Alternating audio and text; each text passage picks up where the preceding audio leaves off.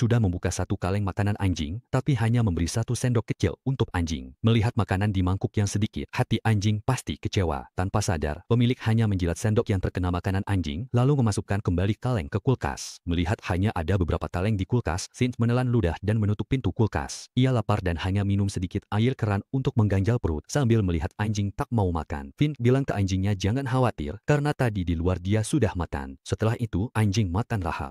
Semua yang dikatakan Finch bohong, bahkan minum air pun ia hanya menyesap sedikit. Ia menikmatinya perlahan karena dunia luar dipenuhi badai pasir. Pada 2026, badai matahari menghancurkan permukaan bumi, sehingga yang selamat terpaksa bersembunyi dan hidup di bawah tanah. Badai matahari merusak ozon parah, menyebabkan sinar ultraviolet melonjak, dan suhu permukaan bumi sangat tinggi. Karena lingkungan luar keras dan sumber daya terbatas, jumlah yang selamat semakin sedikit. Finch adalah peneliti ilmiah. Saat badai terjadi, Finch sedang di pangkalan penelitian, jadi ia selamat. Untuk bertahan hidup, Finch harus memakai pakaian pelindung tebal dan membawa anjing robot saat mencari makanan. Hampir semua bangunan di kota sudah dijelajahi, dan karena sering keluar, fisiknya makin memburuk. Meski tidak takut mati, ia tidak bisa meninggalkan anjing kesayangannya yang selalu menemaninya. Karena itu, ia memakai seluruh ilmunya untuk membuat robot khusus merawat anjingnya. Proses awalnya lancar, tubuh dan anggota robot sudah terbentuk, tapi masih kurang 2 hal penting, sepasang mata. Sudah dicari kemana-mana, tapi tetap tidak ditemukan. Dalam keputusasaan, Finch memanggil anjing robotnya. Anjing robot itu bersemangat, mengira akan diajak keluar. Ia tak menyangka tuannya justru mengulurkan tangan ke matanya. Finch berjanji memberinya mata baru, lalu hati-hati mengambil matanya dari bawah dagu. Sekejap, anjing robot itu merasa tugasnya selesai dan menundukkan kepala. Setelah itu, Finch memasang mata itu ke robot barunya, lalu mengunggah data cara merawat anjing, tak hanya mengajarinya berjalan. Ia juga mengajarinya komunikasi efektif. Lalu, ia beri 4 perintah penting. Jangan sakiti manusia, jangan diam saat manusia bahaya. Yang terpenting, jika Finch tak ada, ia harus lindungi anjing itu sebisa mungkin. Perintah keempat ini paling utama. Melihat robot paham dan merespons lancar, Finch terharu seperti lihat anak baru lahir. Namun saat mereka berbagi perasaan sebagai ayah dan anak, tiba-tiba, listrik markas padam. Finch panik, naik ke puncak kincir angin pembangkit listrik. Untungnya, hanya masalah kecil. Setelah penyesuaian, kincir angin berputar lagi dan listrik markas normal. Namun, saat hendak kembali, ia dikejutkan pemandangan jauh, badai besar tanpa batas melaju cepat ke arah mereka, disertai suara guntur dan kilat menyambar. Menurut prediksi robot, badai ini akan tiba dalam 24 jam dan berlangsung lebih dari 40 hari. Sementara itu, persediaan makanannya tidak cukup bertahan 3 hari, dan selama badai itu ia tidak bisa.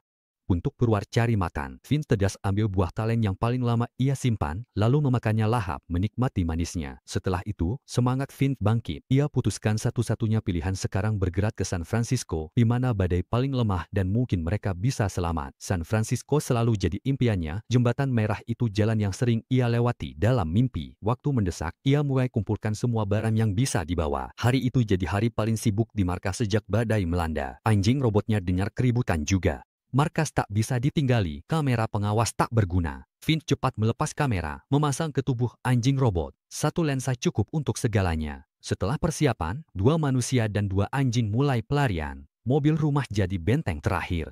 Selanjutnya, tantangan muncul. Mereka harus waspada terhadap penyintas lain dan mengajarkan robot baru itu bertahan hidup. Sepanjang perjalanan, yang mereka lewati hanya tanah tandus. Tanah subur dulu dipenuhi bunga kini tertutup debu dan pasir, tak tersisa apapun. Setelah perjalanan jauh, mereka tiba di kota berikutnya. Usai beristirahat memperbaiki diri, Finch mengajari robot itu mencari persediaan. Robot baru mengenal dunia ini, tingkahnya seperti anak kecil penuh energi.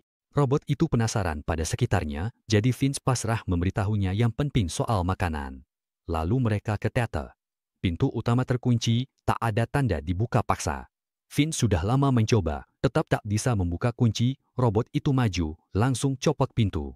Masuk, lihat benda baru, robot terus bertanya tanpa henti. Tiba-tiba saat melewati cermin, ia terdiam. Itu pertama kalinya ia melihat dirinya, dan ia tampak sadar diri. Tak lama, ia kembali tersadar karena Finch menemukan jagung kering dan ingin menunjukkan kesenangan pada robot. Finch mengambil tutup panci dan memberikannya. Saat jagung dituangkan ke tutup panci, jagung jadi popcorn. Melihat itu, robot sangat gembira, melonjak gembira. Saat mereka asyik bermain, tiba-tiba tornado besar datang cepat. Awalnya Finch masih berusaha mencari tempat berlindung, tapi seberapapun cepat mereka melaju, Mereka tak bisa lepas dari kejaran tornado di belakang. Finn sadar jika terus melaju, mereka akan tersapu tornado. Ia segera memutuskan berhenti, turun dari mobil, mengambil paku panjang dan tali baja, berniat mengikat mobil camping agar tetap di tempat. Namun, karena tubuhnya lemah dan di dataran tinggi, saat menancapkan paku keempat, Finn tak sanggup lagi memukul paku ke tanah.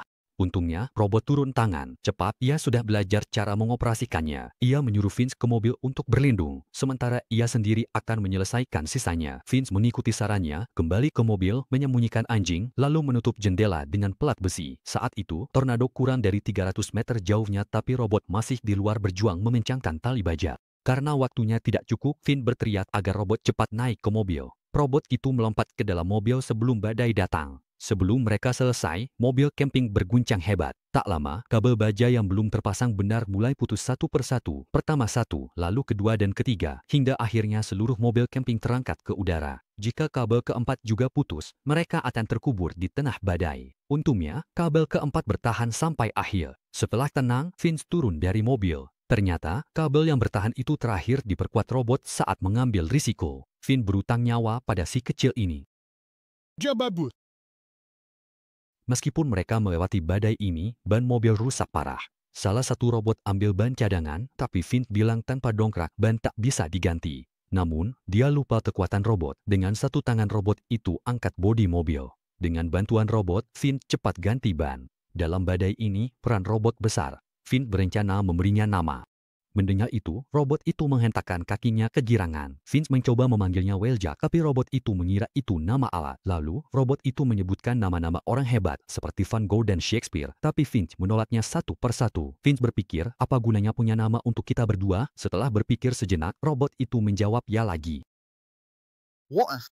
Nama itu benar-benar membuat Vince terkejut. Jeff merasa nama itu sederhana, enak didengar, dan tidak terdengar seperti nama anjing, tapi tetap harus mendapat persetujuan Vince. Namun Vince justru mengatakan itu tidak perlu, lalu terus mengulurkan tangan untuk menyapanya.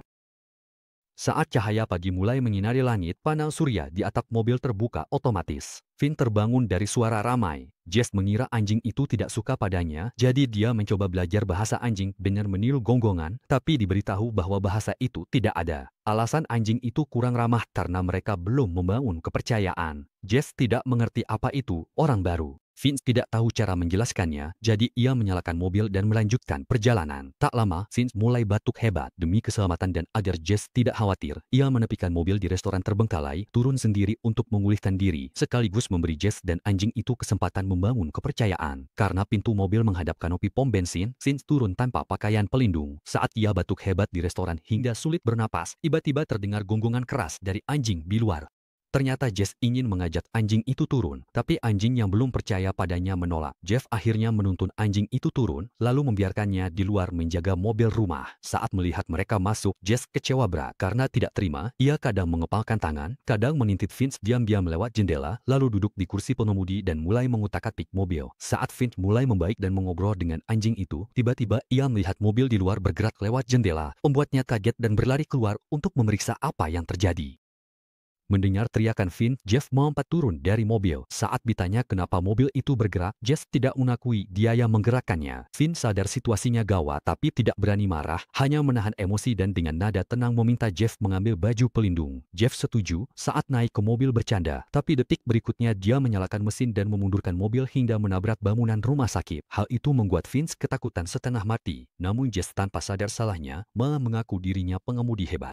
Saat itu, kemarahan Vince memuncak. Ia diam, mengulurkan tangan ke sinar matahari, panasnya membuat telapak tangannya berasap. Ia mematai rasa sakitnya untuk memberitahu Jeff, aku menciptakanmu karena aku butuh kamu menjaga anjing ini. Tapi itu hanya terjadi jika kamu mau mendengarkan dan mengikuti perintahku. Setelah itu, Jeff menunduk sedih, wajah logamnya tampak bersalah. Naik mobil pun dia diam, meringkuk di sudut, bersembunyi. Pada saat itu, Vince menyadari bahwa sebagai ayah, menghadapi pertumbuhan anak yang berkepribadian, ia seharusnya lebih sabar dan penuh kasih. Ia pun memutuskan meminta Jeff mengemudikan mobil. Jeff sangat cerdas dan berbakat, ia cepat menguasai cara mengemudi. Demi menghibur Vince, ia kadang menekan klakson dengan kepalanya, membuat perjalanan lebih ceria. Seiring waktu, Jeff mengemudi lebih stabil.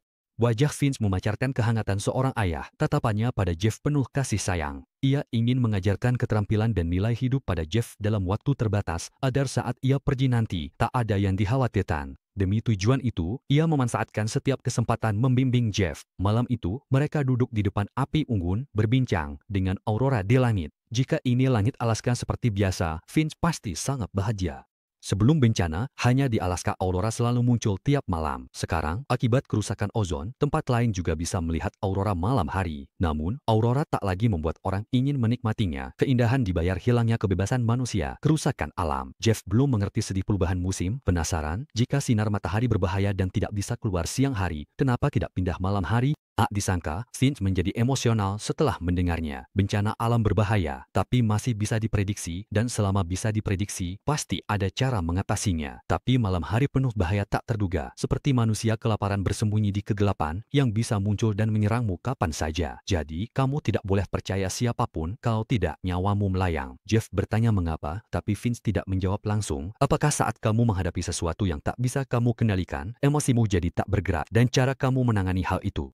Itulah yang mendefinisikan siapa dirimu. Melihat mata Finch yang memerah, Jeff mulai menebak sesuatu, tapi memilih untuk tidak bertanya lebih jauh. Setelah Finch kembali ke mobil, Jeff sendirian merenung dalam gelap hingga fajar, sampai ia tersadar oleh suara gonggongan anjing yang keras, lalu buru-buru berlari ke dalam mobil. Ternyata kondisi Finch semakin parah, ia sudah batuk darah dan demam tinggi. Melihat Finch meringkuk kesakitan di ranjang, Jeff langsung mengakses program di otaknya, mencari cara meringankan penderitaan pasien, lalu mengikuti petunjuk menempelkan handuk basah di dahi Finch. Tertidur, sementara Jeff menuju San Francisco. Saat itu, Jeff seperti anak dewasa menanggung tanggung jawab. Entah berapa lama berlalu, mereka tiba di kota yang ditinggalkan. Setelah memarkir mobil, Jeff melihat Finch belum bangun, tapi dia tak ingin mengganggu. Jeff mengajak anjing robotnya turun, bersiap mencari persediaan karena sudah belajar. Kali ini, Jeff cepat menemukan supermarket. Setelah menggeledah, ia menemukan mantel tebal dan langsung memakainya, karena ia memang ingin berdandan seperti manusia. Ia juga membongkar lemari terkunci dan menemukan banyak obat-obatan serta makanan kaleng. Ia teringat semua itu sangat dibutuhkan Finch. Jeff menarik kegirangan. Di saat yang sama, Finch terbangun. Menyadari Jeff tak ada, ia mengabaikan tubuhnya yang lemah, memaksa diri memakai pakaian pelindung, dan segera keluar. Sebagai penyendiri yang bertahan hidup di dunia hancur, Finch sangat peka terhadap tanda bahaya. Tapi saat ia buru-buru ke supermarket, ia tetap terlambat. Anjing robot itu beruntung menemukan sekaleng biskuit, barang sangat berharga, bahkan biskuit itu sendiri tak ternilai. Namun tanpa tuannya, ia tak bisa merasakan bahaya. Begitu dia masuk perangkap, dia terjepit dan hancur oleh alat penjepit keluarga Gusheng. Mendengar suara, Finch berlari ke sana. Suara mekanis rusak terdengar seperti tangisan bayi, mungkin dia sangat kesakitan, tapi ia tetap menggenggam bola mainan kesayangannya. Finch memandang serpihan di lantai, lalu berat hati mematikan sumber dayanya. Kali ini, dia benar-benar telah menyelesaikan misinya. Finch segera mencari Jeff, dia sudah kehilangan satu, tak bisa kehilangan semuanya. Untungnya, Jeff baik-baik saja dan sedang mencari-cari, sama sekali tak sadar dirinya dalam bahaya. Saat melihat Finch, dia polos memamerkan jaket barunya. Meski Finch cemas dan kesal, dia tak berani banyak bicara, karena makin banyak membawa vaksin, makin besar bahayanya. Mereka segera kembali ke van, langsung pergi. Tanpa sadar, para penyintas sudah lama mengawasi mereka. Begitu mobil mereka berjalan, mobil yang bersembunyi di tempat gelap langsung menyalakan mesin dan mengikuti. Karena tubuhnya lemah, setelah naik mobil, Finch serahkan kemudi ke Jess, lalu siapkan senjata dan peluru. Baru siap, dia pingsan. Saat terbangun, hari gelap, lawan masih mengejar tanpa henti. Di dunia kiamat seperti ini, kekerasan hukum, daging manusia bisa jadi kesempatan bertahan hidup. Untuk menghindari pemejar, Finch minta Jeff matikan lampu mobil. Untungnya, matanya bisa melihat dalam gelap. Finch suruh Jeff injak pedal gas. Saat lawan terhalang jalan, Finch belokkan setir, bawa mobil keluar dari jalan utama. Mereka ingin bersembunyi di bawah jembatan, tapi panel surya dimodifikasi terlalu besar dan tersangkut. Saat pengejar hampir tiba, mobil mereka terjebak, tak bisa bergerak. Di saat genting, Jeff abaikan larangan Finch, melompat keluar. Dengan sekuat tenaga, tepat sebelum pengejar tiba, ia dorong mobil ke bawah jembatan.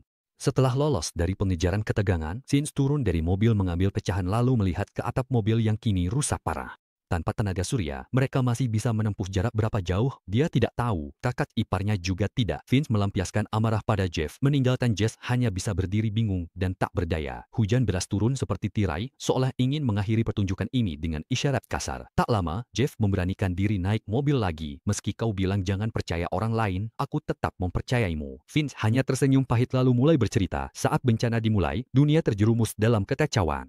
Saat itu, sepotong roti saja bisa membuat orang bertarung. Dia bersembunyi di supermarket, menunggu penyintas lain pergi, tapi tidak memperingatkan gadis kecil di sana. Gadis itu keluar dengan polos, lalu dibunuh penyintas kejam demi persediaan. Dia merasa bersalah, seolah nuraninya menghukumnya. Dia menukar nyawa gadis kecil itu demi keselamatannya, dan saat keluar, semuanya sudah tenang.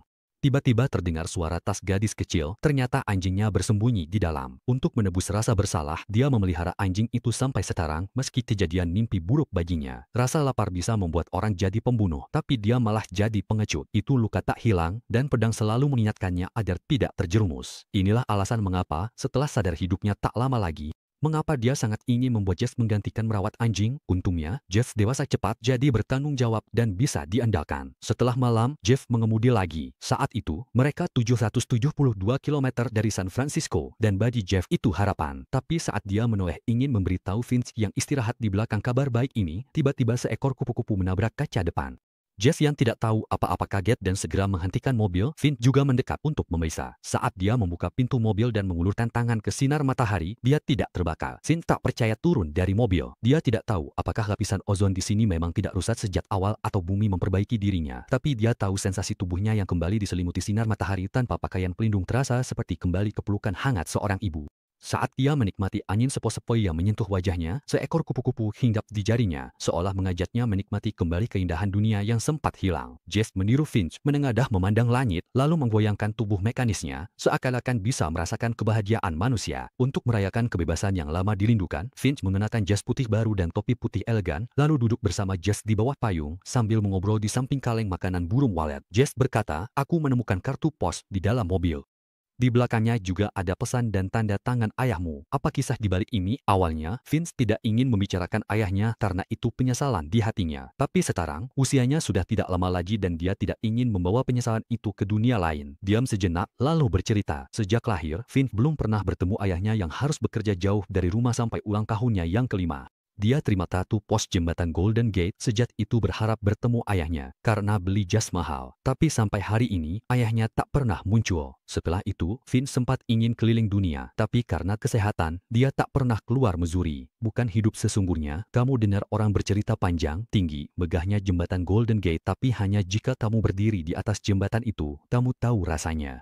Mendengarkan suara kabel gantung bergema, itulah pengalaman sesungguhnya, itulah hidup sebenarnya. Setelah itu, kakak ipar menyarankan kita berangkat sekarang, dan 18 jam kemudian sudah bisa berdiri di jembatan Golden Gate. Tadi malam, aku membayangkan kita bertiga berdiri di jembatan Golden Gate menyaksikan matahari terbit. Namun setelah itu, Vince tidak bersemangat, berkata, "Tenang, aku akan mati."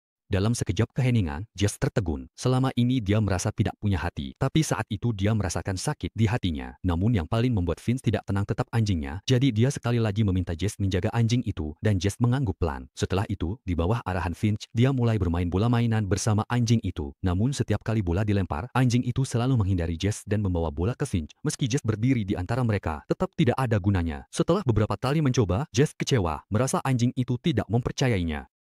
Finch berkata, "Membangun kepercayaan butuh waktu, kalian bisa menyesuaikan diri perlahan nanti." Selesai bicara, ia langsung batuk hebat, darah membasahi jas yang ia kenakan. Waktunya sepertinya sudah tidak banyak. Melihat itu, Jeff buru-buru menopangnya ke mobil rumah, tapi Finch justru memakai sisa tenaganya untuk melepaskan diri, perlahan mengulurkan tangan menggenggam Jeff. Jeff seolah merasakan perpisahan itu, berat hati bersandar di dada Finch. Selalu ada pelukan yang membuat mata berkaca-kaca, selalu ada kehangatan bermekaran di bawah sinar matahari lembut. Kenyataan dingin selalu kejam, seberat perpisahan. Setelah menatap Jess terakhir kali, Vince dengan langkah goyah naik ke mobil rumah, diikuti anjingnya menemaninya di perjalanan terakhir. Sementara Jeff setelah bereskan barang, hanya duduk sendiri di bawah sinar senja, termenung.